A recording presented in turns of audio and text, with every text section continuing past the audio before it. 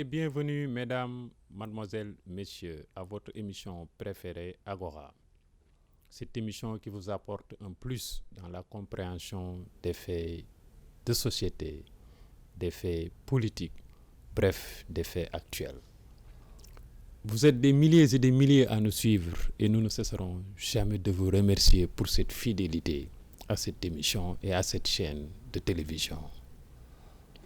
Aujourd'hui, nous avons l'immense honneur de recevoir quelqu'un, Samba Diamanka.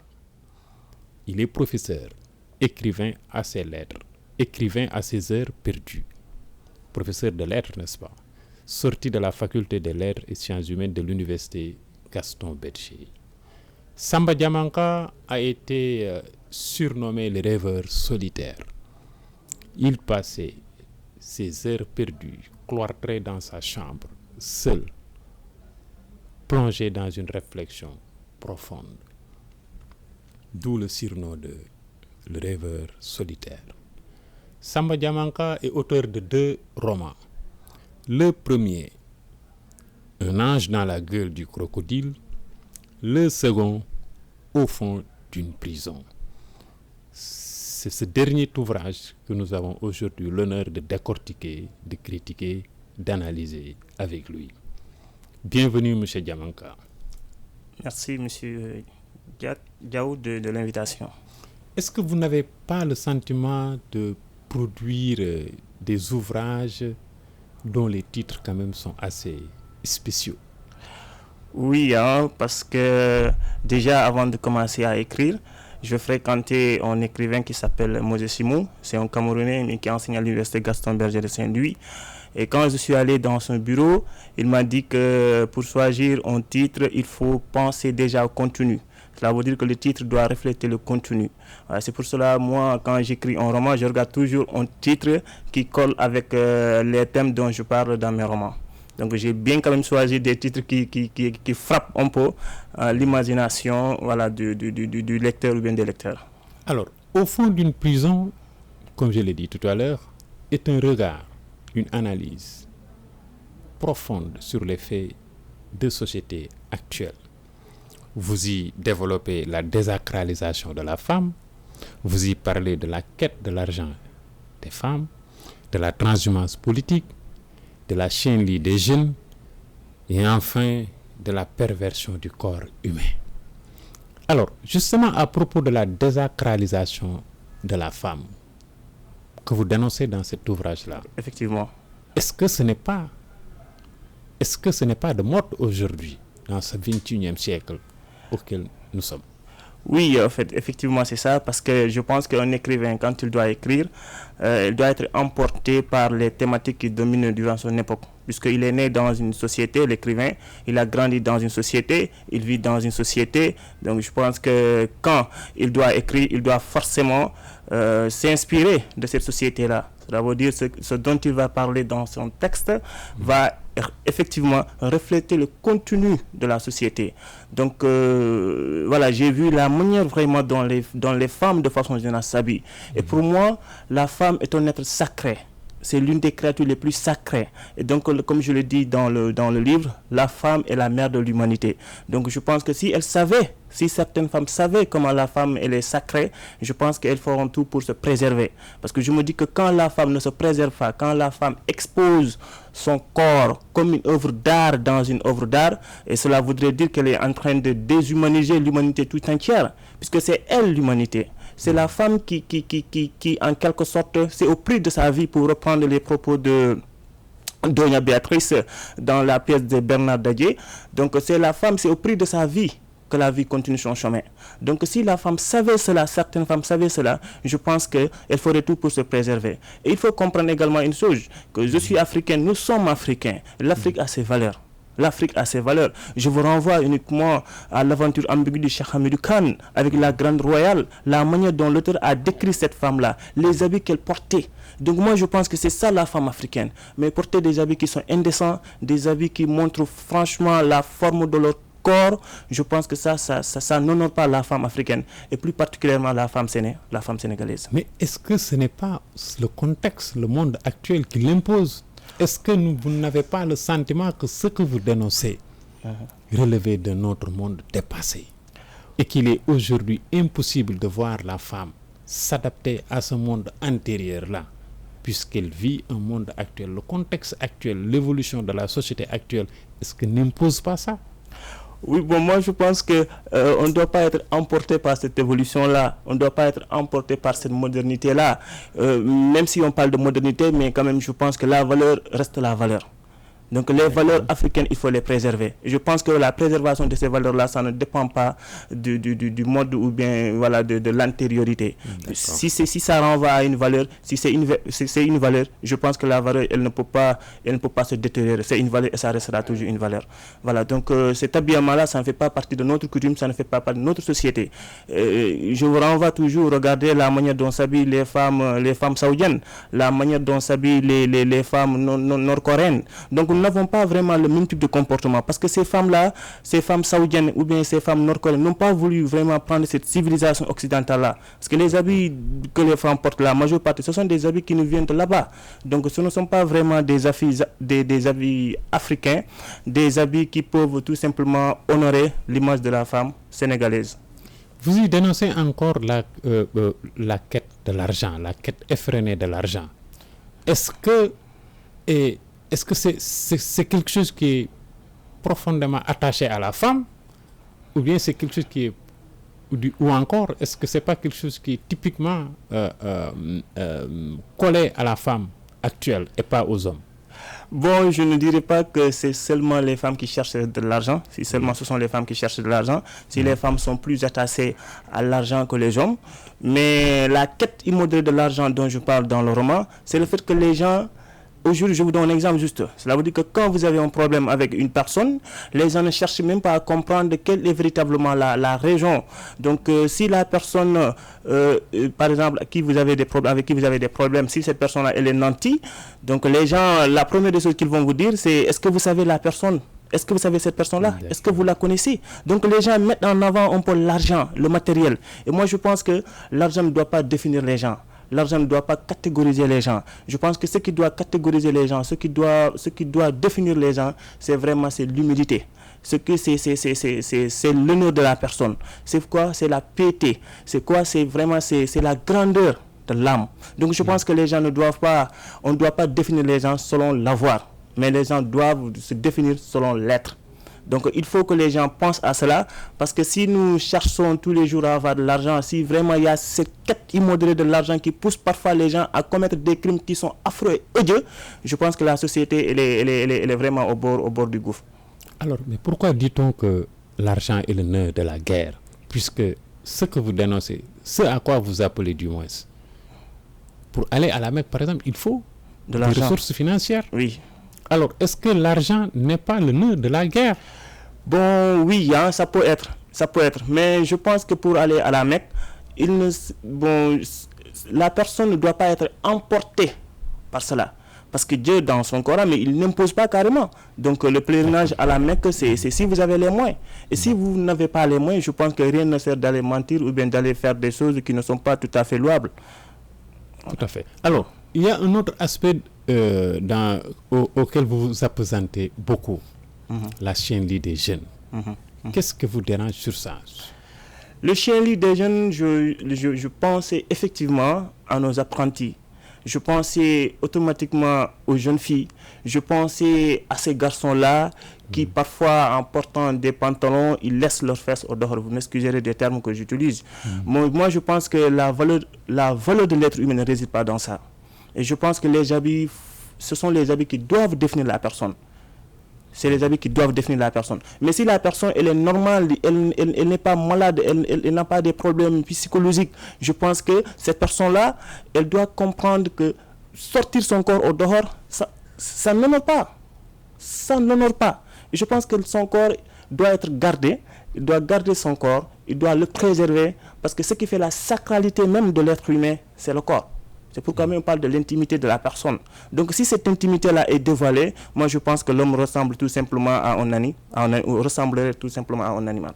Alors, M. Diamanka, est-ce que vous n'avez pas le sentiment, à vous entendre, que vous êtes en train de mener un combat contre tout ça, la désacralisation de la femme, chien-lit des jeunes, d'accord, la quête immodérée de l'argent des femmes. Mais ce combat-là, est-ce que vous ne pensez pas être le seul dans ce combat-là? Bon, je me rappelle déjà quand j'avais envoyé mon livre à mon éditeur, que je salue au passage, il m'a dit que vous avez écrit un roman d'éducation. Vous avez écrit un roman d'éducation. Bon, je pense que je ne suis pas le seul qui est en train de faire ce combat-là. Je suis un jeune écrivain, c'est mon deuxième roman, vous l'avez déjà dit. Et moi, je pense que l'écrivain, en dehors même de cette mission qui consiste à prendre en charge les questions sociales, il doit être un éducateur. Quelqu'un, à travers sa plume, essaie de changer la mentalité des gens. Parce que je pense que sans le changement de mentalité, on ne pourra pas parler de développement. Parce que le développement passe d'abord par le changement des mentalités. Et quand ces mentalités-là, elles sont archaïques, quand ces mentalités-là sont démodées, quand ces mentalités tout simplement ne reflètent pas ce qui fait la valeur de la personne, je pense que là, nous continuons de vivre dans une prison.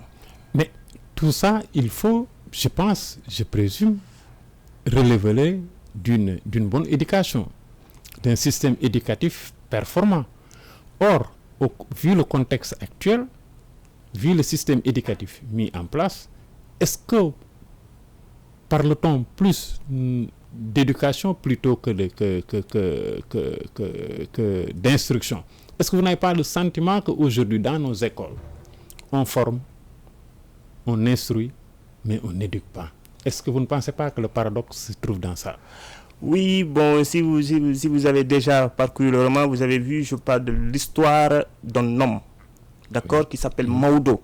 Oui. Donc, en choisissant les personnages, j'essaie toujours que le personnage reflète, en tout cas, la mission que je vais l'attribuer dans le texte, dans le roman.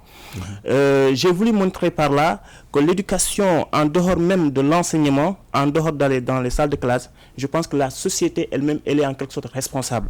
Donc, ce n'est pas l'éducation seulement que l'on acquiert à l'école. Parce que dans le texte, ce n'est pas même une personne qui a été à l'école française. C'est une personne qui a été tout simplement dans les Dara, qui a étudié le Saint-Coran et qui est là à donner des leçons. C'est pour faire comprendre aux gens que ce n'est pas seulement l'école qui peut changer l'homme. Ce n'est pas simplement l'école qui peut transformer les mentalités de façon positive. Même la personne qui n'a pas été à l'école, même la personne qui n'a jamais été à l'école, je pense qu'elle peut jouer ce rôle-là. Donc, la transformation des mentalités, le changement de comportement, ça peut se faire à l'école. Bien sûr qu'à l'école, il y a un programme qui est très bien défini.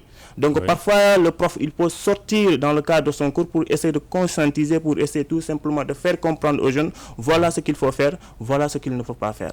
Mais il y a un programme qui est très bien défini, qui est très bien ficelé, et ce programme, je pense que tout enseignant doit le respecter. Mais, à un certain moment, parfois, les profs littéraires, bon, puisqu'ils lisent beaucoup de romans qui parlent de cela, ils peuvent en même temps essayer de conscientiser les jeunes, essayer de leur dire, si vous faites ça, c'est bon, si vous faites ça, c'est mauvais. Donc, je pense que cela, ça peut également aider. Mais sinon, c'est comme vous l'avez dit, hein, voilà, on forme plus qu'on éduque.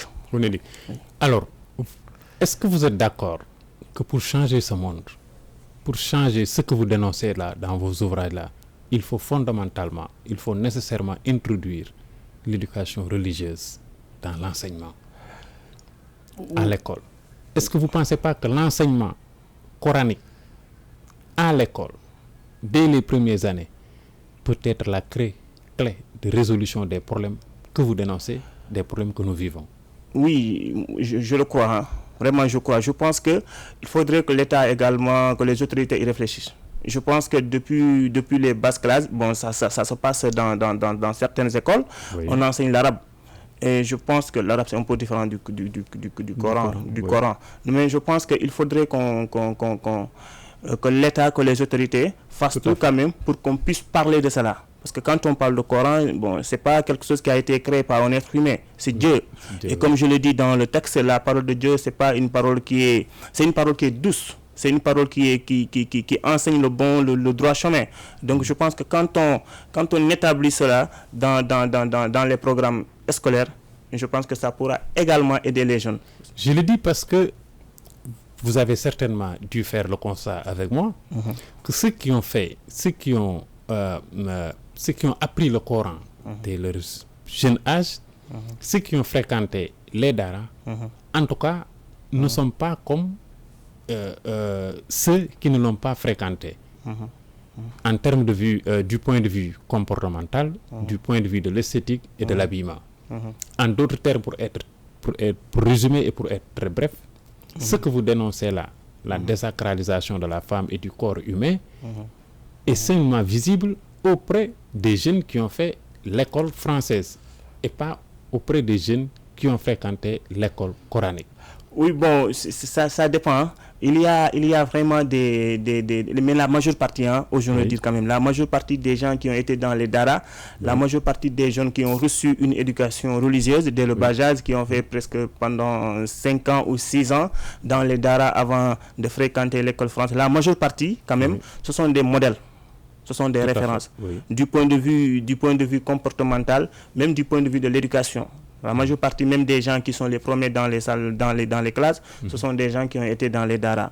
Mais toujours est-il que il y a des gens qui n'ont jamais quand même fréquenté l'école coranique, comme moi, je n'ai jamais été dans une école coranique quand même, mais qui ont un type de comportement, je ne dis pas un type de comportement qui est en quelque sorte un modèle, mais qui est en quelque sorte appréciable et acceptable. Voilà.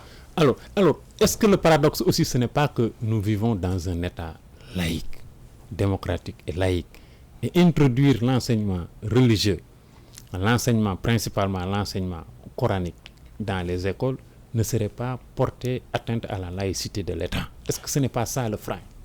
Oui, je pense que ça peut être le frein. Mais moi, comme je le dis toujours, je mets le Coran et la Bible au même niveau. Parce que j'ai dit dans le roman que ces deux textes-là, ce sont des textes sacrés.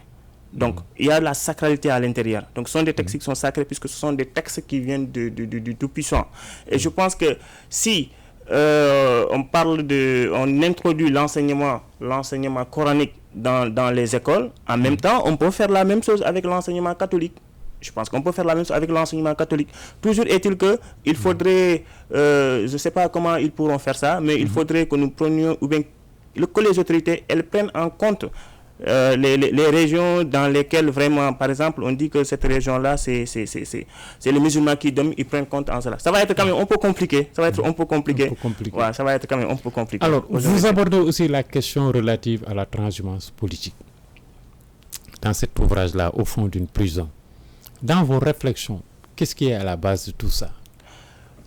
Bon, je pense que c'est le manque de vergogne, le manque de dignité.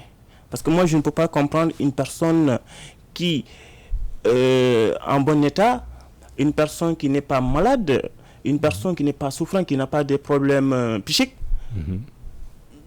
Elle se lève comme ça et pour dire que je ne vais jamais transhumer parce que je me respecte. Je respecte ma parole. Mais un bon jour, on voit qu'il y a changement de camp, que le président qui était là n'est plus là et que parfois même on a besoin de réaliser quelques projets. On quitte le parti pour aller dans un autre parti. Moi, je pense que tout ça, c'est un manque de vergogne. C'est un manque de dignité. Moi, je pense que la dignité de la personne réside d'abord dans le respect de sa parole. Lorsqu'une personne dit une chose et se dédie après, je pense que cette personne-là, elle est assimilable comme un animal sauvage. Pourquoi? Parce que c'est la parole qui doit définir la personne. Et il y a un écrivain du nom de Chrétien de Troyes qui disait tout simplement, on reconnaît la personne à travers sa parole. Si aujourd'hui je dis une chose et demain je dis le contraire, eh bien les gens vont croire qui? Est-ce que les gens après vont donner une importance capitale à ma parole? Est-ce que les gens vont m'écouter? Est-ce que moi je vais être une référence? Parce qu'il faut que les acteurs politiques sachent également une chose, qu'ils doivent être des références. Oui, mais vous en appelez au respect de la parole donnée. Mais on dit souvent que les promesses n'engagent que ceux qui y croient. Les paroles s'envolent dans l'air. Et ce sont les écrits qui restent. Qui restent, oui. Mais je pense que pas dans le cadre de nos autorités politiques. Je pense que pas dans le cadre de nos autorités politiques. Parce que moi, je me dis qu'une autorité politique qui veut plus tard, je ne sais pas, être président, mais je pense que cette autorité, elle doit respecter sa parole. Elle doit respecter ce qu'elle dit. Surtout que tu sors, tu dis que moi, je ne vais jamais transhumer. Je préfère qu'on me tue. Que la transhumance, c'est une chose que nous, autorités politiques, nous devons combattre. Mais pourtant, un bon jour, c'est toi qui fais l'annonce pour dire que j'ai quitté tel parti pour rejoindre l'autre parti. Après, je me pose la question, est-ce que les gens vont donner de la crédibilité à notre parole? Est-ce que les gens vont nous respecter après?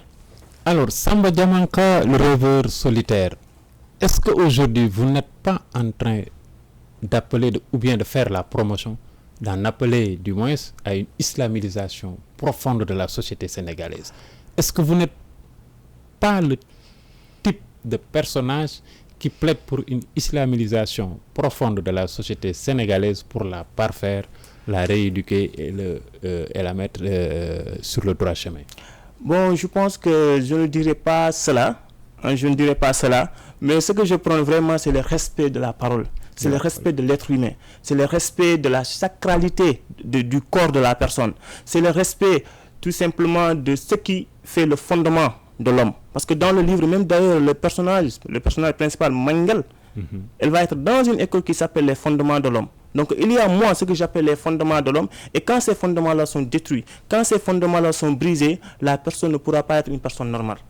Pas normale du point de vue physique, mais normale du point de vue de ses actes, normale du point de vue de ses décisions, normale du point de vue tout simplement de ce qu'il va faire dans sa vie. Je pense que ça soit la religion chrétienne, que ça soit la religion musulmane, nous avons tous des valeurs.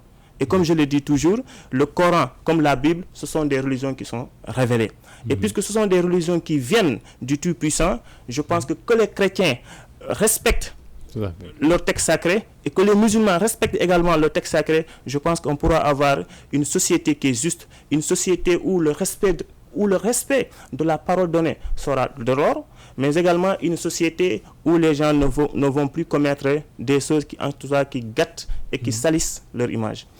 Pour fermer cette parenthèse, qu'est-ce que vous proposez pour un modèle sociétal conforme à nos réalités, appréciable et vanté de partout? Qu'est-ce que vous proposez? Quelles sont les clés de solution aujourd'hui que vous mettez à notre disposition? Je propose que les parents d'abord, parce que tout débute par là, que les parents respectent d'abord ce qu'ils disent. La deuxième des choses, que nos autorités puissent respecter ce qu'ils disent. Et la troisième des choses également, que les jeunes respectent ce que leurs parents ou bien ce que leurs autorités leur disent. Voilà. D'accord. Alors, Samba Diamanka, vous aviez aussi produit un livre, Un ange dans la gueule du crocodile. Apparemment, nous l'avons évoqué tout de suite, vous avez des titres un peu spéciaux et attractifs. Un ange dans la gueule d'un crocodile. Comment un ange peut se retrouver dans la gueule d'un crocodile? Et à travers cette image-là, qu'est-ce que vous voulez faire porter à l'attention du public? Dans Un ange dans la gueule du crocodile, je disais justement que la vie est un crocodile qu'il faut affronter avec audace pour atteindre le plus haut sommet, celui de la gloire. Donc c'est la vie. C'est la vie qui est le crocodile. Maintenant, l'ange, c'est vous et moi. C'est le téléspectateur. D'accord. Donc cela veut dire que nous sommes dans une vie où il faut savoir, si moi je décide de me battre, je peux réaliser mes rêves. Mais si je ne décide pas de me battre, c'est la vie qui risque de me croquer. Donc j'échoue. Vous en appelez à... Vous faites la promotion du courage. Oui. Pour affronter les réalités de la vie. Effectivement. Du courage, de la persévérance, du travail. Oui. Voilà. Il faut que la personne travaille. Il faut que la personne ait un courage sans faille. Oui. Il faut que la personne, que rien ne puisse, quand même moi, que personne, ou bien que rien ne puisse tout simplement me détourner de mes objectifs. Parce que dans On nage dans la gueule du crocodile, ça parle de l'histoire d'une jeune fille qui s'appelle Kilondine. Donc Kilondine, elle va perdre sa maman dès le début. Elle va être élevée par une tante qui s'appelle Wela Hala. Après, elle va subir beaucoup de souffrances, beaucoup de peine. Mais malgré tout ça, elle parviendra à réaliser son rêve. Et son rêve, c'était quoi? De devenir avocate pour défendre la vérité et la justice. Oui, mais dans le roman, le paradoxe aussi, c'est que vous en appelez, vous faites la promotion du courage, de la persévérance, de l'endurance pour affronter les réalités de la vie. Mais est-ce possible dans un monde matérialiste, dans le monde matérialiste auquel nous vivons? Oui, c'est bien possible parce qu'il faut faire la part de cela, la distinction entre quelqu'un qui est animé par un courage et quelqu'un qui est animé par une quête immodérée de l'argent. Et bien dans le texte, je parle de la quête immodérée de l'argent. Nous sommes tous à la recherche de l'argent parce que c'est l'argent en quelque sorte. Nous ne pouvons pas vivre maintenant sans argent, c'est impossible. Quand vous êtes malade, vous partez à l'hôpital. Quand il y a la tabaski, elle arrive je pense dans moins de 2 semaines. Donc il faut acheter un bélier, il faut acheter des habits pour la femme et ainsi de suite. Donc nous ne pouvons pas vivre sans l'argent. Ça c'est impossible. Nous ne pouvons pas vivre sans argent, ça c'est impossible. Mais ce qu'il ne faut pas faire, c'est de s'engager dans ces quêtes-là immodérées, de vouloir dire que coûte que coûte, il faut que je sois riche. coûte que coûte, il faut que j'ai beaucoup d'argent. Je pense que c'est ce qu'il faut éviter. Et cela n'a aucun rapport avec le courage, ça n'a aucun rapport avec la persévérance, ça n'a aucun rapport avec le travail. Alors, quelles sont les perspectives que vous proposez? Quelles solutions, les perspectives aujourd'hui dans ce monde actuel? Bon, je l'ai dit tantôt, moi je pense que pour que nous puissions sortir de cette prison-là dans laquelle nous pataugeons, dans laquelle nous vivons, je pense que les gens doivent comprendre avant tout, c'est seulement l'honnêteté et la dignité de la personne qui doivent définir les gens. Et qu'il faut que chaque personne ait la dignité, il faut que chaque personne se dise tout simplement, moi je ne vais pas commettre ça parce que c'est mauvais, si je le fais, ça risque de salir mon image. Je pense que si les gens réfléchissent de cette façon-là, si les gens réagissent de cette façon-là, je pense qu'on pourra avoir une société où il y aura moins de crimes, moins de délits, moins de fautes, et les gens vont se respecter. Les gens vont nous respecter également. Vous parlez également de méchanceté humaine Oui. dans l'ouvrage Au fond d'une prison. Elle est matérialisée par quoi? La méchanceté humaine, c'est le fait que vous vivez dans une maison ou vous vivez dans un endroit et vous savez que les gens ne vous aiment pas. Ça existe. On peut vivre dans... C'est les faux semblants qui entourent. Effectivement, c'est les faux sourires, oui. Les hypocrites comme on le dit. Des gens qui chantent vos louanges quand vous êtes là, mais après, si vous quittez, mais ils cherchent tout simplement des moyens pour vous déstabiliser, pour vous briser. Et je pense que cette méchanceté humaine, elle doit cesser. Elle doit cesser. Parce que c'est Dieu qui donne. Si Dieu aujourd'hui vous donne une richesse, moi je dois être content. Mais à quoi bon sert de chercher à vous déstabiliser? Je pense que cela également, il faut que les gens l'évitent. Est-ce que cela ne serait pas si parfait pour être possible, pour être vrai? Pardon, vous avez dit? Est-ce que cela ne serait pas si parfait pour être vrai? Vous parlez, vous plaidez pour l'abandon de la méchanceté humaine, combattre ça. Est-ce que ce n'est pas quelque chose qui est profondément lié à la nature humaine? Est-ce qu'il est possible de vivre dans un monde où, entre les relations qui lieront les uns et les autres, il n'y aura pas de méchanceté humaine? On ne peut pas dire qu'il ne peut pas avoir de la méchanceté humaine. On ne peut pas le dire.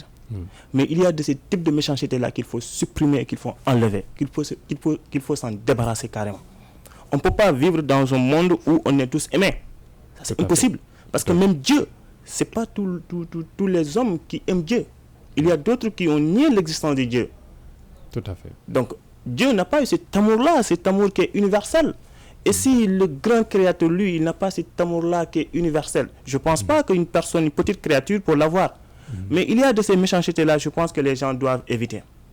Tout à fait. Voilà. Alors, et dans l'inégalité de l'État, c'est quoi ici, l'inégalité de l'État? L'inégalité de l'État, c'est dans les rapports, dans le traitement des gens. Dans le traitement de ces agents. Je parle des enseignants, je suis enseignant. Oui. Bon, on a fait 3 mois de grève, je pense, comme ça, pour tout simplement demander à ce que l'État respecte ses promesses. Je pense que l'État, il est inégal. Du point de vue du traitement de ces agents, du point de vue même de ces projets. Du point de vue de ces projets, je viens de la Casamance. Mais à propos des enseignants, est-ce que vous n'êtes pas convaincu que ces derniers dont vous faites partie n'en demandent pas trop aujourd'hui? Mais bien sûr, comme je le dis dans le texte, les enseignants sont des prophètes. Marouba Fall l'a déjà dit dans son texte qui s'appelle La Collégienne. Il dit tout simplement, l'enseignant en dehors tout simplement du savoir qu'il inculque à l'élève, oui. Il éclaire le faux salutaire qui éclairera et orientera le lendemain des hommes qui se ploient dans le poids de l'obscurantisme. Mais les prophètes ont été tous des enseignants. Oui, mais est-ce que ce n'était pas hier, aujourd'hui? Est-ce que les enseignants, je l'ai dit, dont vous faites partie, ont encore cette image-là qui leur colle à la peau? Est-ce possible? Est-ce que ce que vous dites là, à propos de ce que Marouba Fall disait à propos des enseignants, est valable dans le monde actuel? Oui, c'est valable. C'est valable. Parce que l'enseignant, c'est une lumière. C'est quelqu'un qui trouve un individu, il vit dans une obscurantisme, dans une ignorance totale, mais il éclaire l'esprit de la personne. Moi, je pense que les enseignants, il n'y a pas mieux. Il n'y a pas mieux. Oui. C'est un corps qui est digne, c'est un corps qui est honnête, c'est un corps qui respecte ce qu'il fait, c'est un corps qui, en quelque sorte, sans lequel on ne peut pas parler de développement. Oui, mais donc vous devez être d'accord avec moi que de ce côté-là, les enseignants n'ont pas réussi leur mission. Quelle Au mission? vu du nombre de perversions des mœurs qu'il y a, de la situation actuelle, la perversion des mœurs, gênerie des jeunes, transhumance politique, désacralisation de la femme, alors que vous êtes censé éduquer. Est-ce que vous pensez qu'aujourd'hui les enseignants ont atteint leur mission? Bien sûr, les enseignants ont atteint leur mission. Comment? Parce qu'il faut faire la part des choses. Les enseignants ne sont pas avec les élèves 24 heures sur 24. Donc il y a ce que les enseignants font dans les salles de classe, et il y a ce que les parents également doivent faire. Un enseignant n'a pas l'entière responsabilité d'éduquer ses propres élèves. Il a cours de 8h à midi, il termine le cours, il rentre chez lui. Maintenant, c'est aux parents d'inculquer. C'est pourquoi tantôt vous avez parlé de cela et j'ai dit que les parents en sont responsables, mais également l'État également est responsable. Alors, et dans ces cas précis-là, vous indexez, vous pointez du doigt la famille, c'est ça? La famille est responsable. Bien sûr, la famille, elle est responsable en quelque sorte. La famille, elle est responsable de la désacralisation ou bien de la perversion même parfois de la personne en question. Mais les enseignants ne peuvent pas, quand même, ils ne sont pas avec les élèves 24 heures sur 24 pour pouvoir changer, pour pouvoir... Mais regardez, la majeure partie des fils des enseignants, mais ce sont des modèles, hein. Ce sont des modèles. Mais pourquoi alors on n'en arrive pas aujourd'hui à construire une société modèle, une société de référence? Pourquoi? Je l'ai dit tantôt, je pense que la responsabilité, elle est partagée. Il y a les parents, oui. Il y a l'État, et il y a la personne en tant que telle. Parce qu'aujourd'hui, moi, je suis majeur vacciné.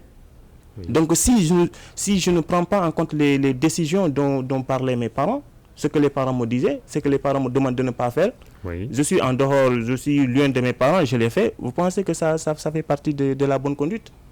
C'est pourquoi je dis, les parents sont responsables, l'État est responsable, mais en quelque sorte, la personne elle-même, elle est responsable de ses actes. D'accord.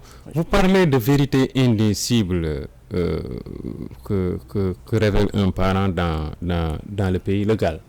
Oui. Vous pouvez être plus explicite sur ça. Des vérités indicibles, cela veut dire que des vérités dont on ne peut pas parler.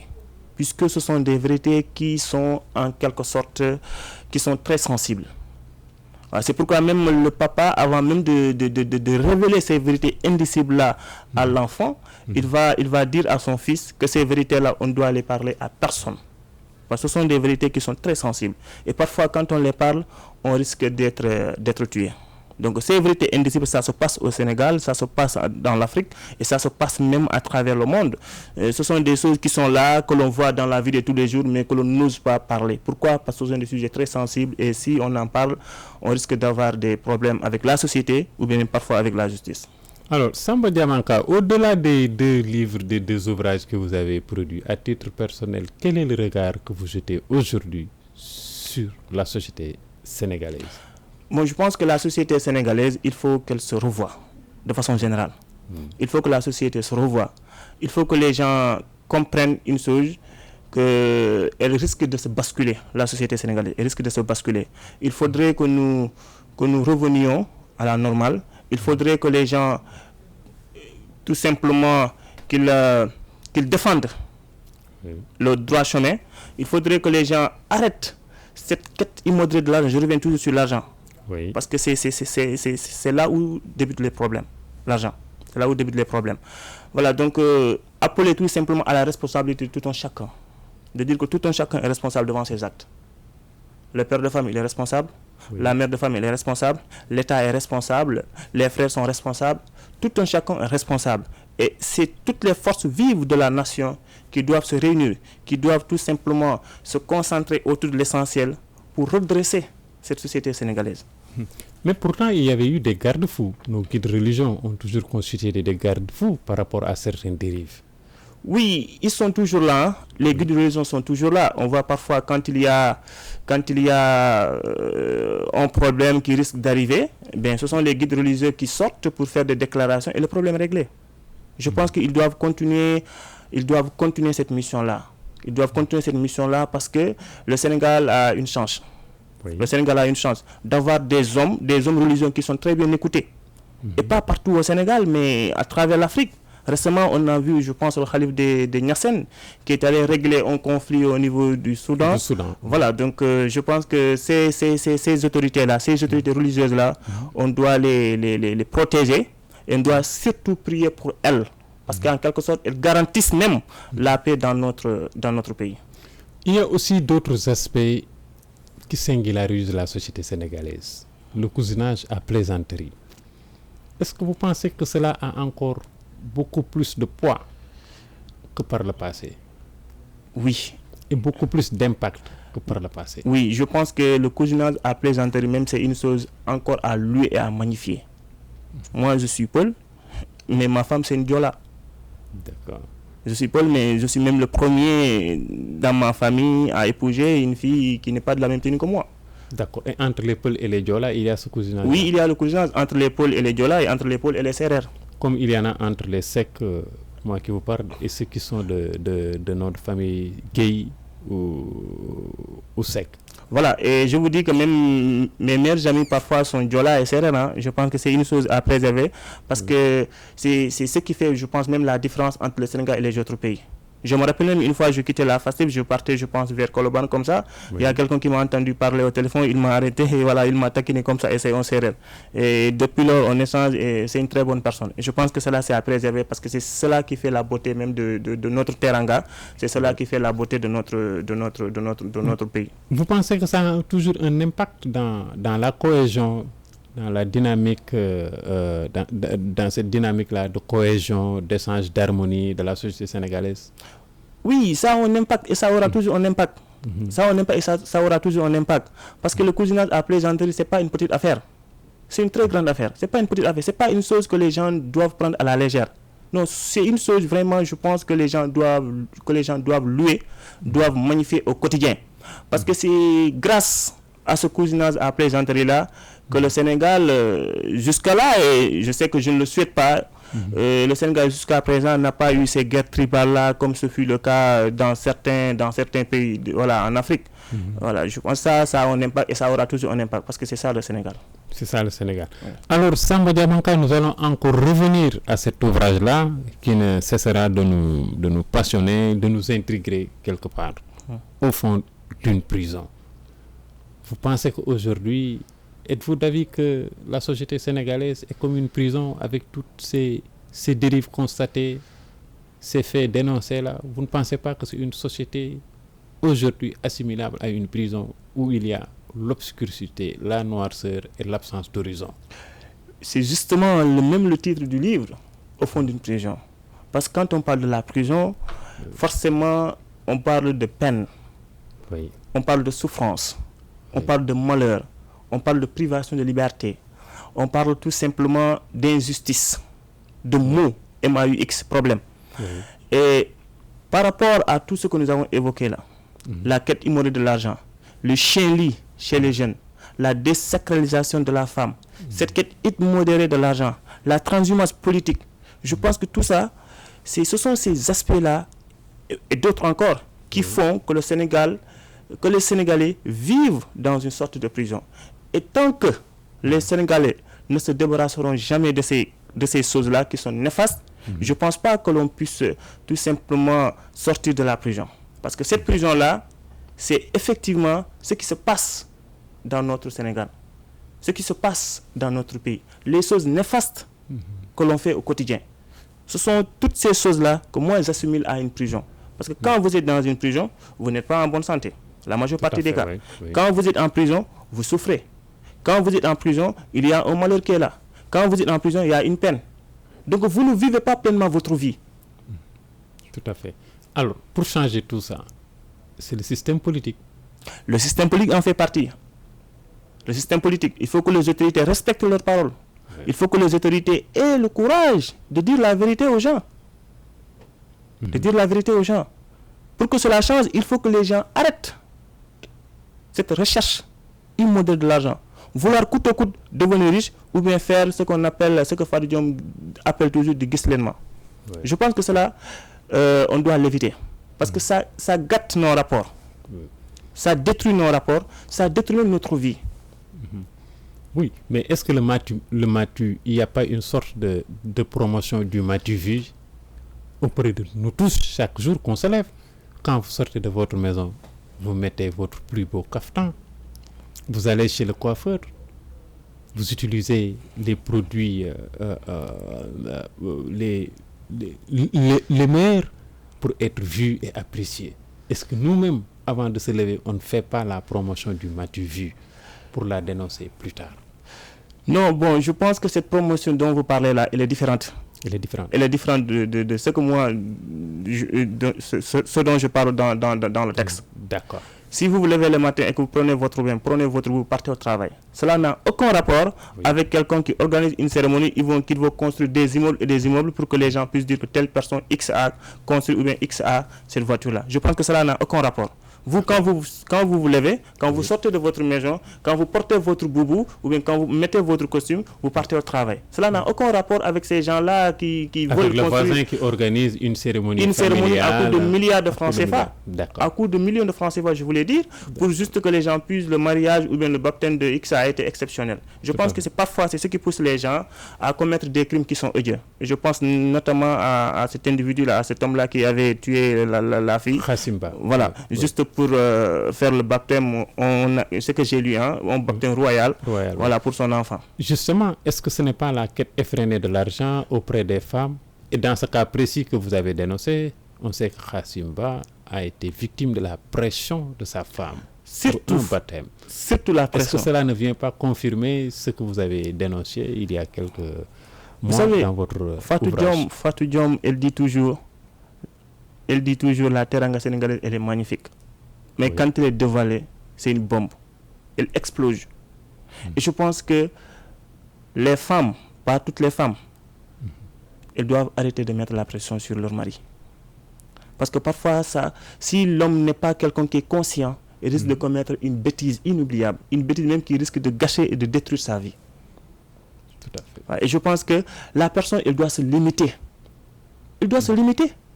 Pourquoi vouloir organiser un baptême à coût de millions de francs alors que je n'ai même pas dans mon compte 500 000 francs CFA? Tout à fait, tout à fait. C'est-à-dire que j'emprunte de l'argent, j'organise une cérémonie, les gens sont contents, les gens louent, magnifient, parlent, mais après ça, moi je vis dans des problèmes qui sont indescriptibles. Alors Samba Diamanka, nous sommes à la fin de l'émission. Votre tout dernier mot? C'est de vous remercier. De me remercier de m'avoir invité. De remercier tous les téléspectateurs de cette chaîne de télévision, de remercier mon oncle Yaouba Baldé qui a beaucoup fait pour moi, ma mère que je ne cesserai jamais de dire merci, mon papa, mes amis et mon épouse. Mesdames, mademoiselles, messieurs, c'est la fin de cette émission. Ça a été un grand plaisir de remercier, de recevoir ici Samba Diamanka, une personne avec qui on ne cessera jamais d'éprouver du plaisir de discuter avec elle, parce que Samba Diamanka quand même a cette particularité de désigner du doigt les mots qui plombent la société sénégalaise. Samba Diamanka, le rêveur solitaire, pour emprunter le surnom qui vous a été affecté, a cette spécificité de plonger dans la réflexion en solitude pour comprendre les mots et proposer des solutions de rechange. Ça a été un grand plaisir, mesdames, mademoiselles, messieurs, et merci encore une fois de plus de nous avoir de nous suivre. Je l'ai dit au tout début de l'émission, vous êtes des milliers et des milliers à suivre cette émission Agroga, cette émission qui jette un regard critique, cette émission qui analyse les faits de société. Au revoir et à la semaine prochaine. C'est bon. Ouais, merci. Ça a été...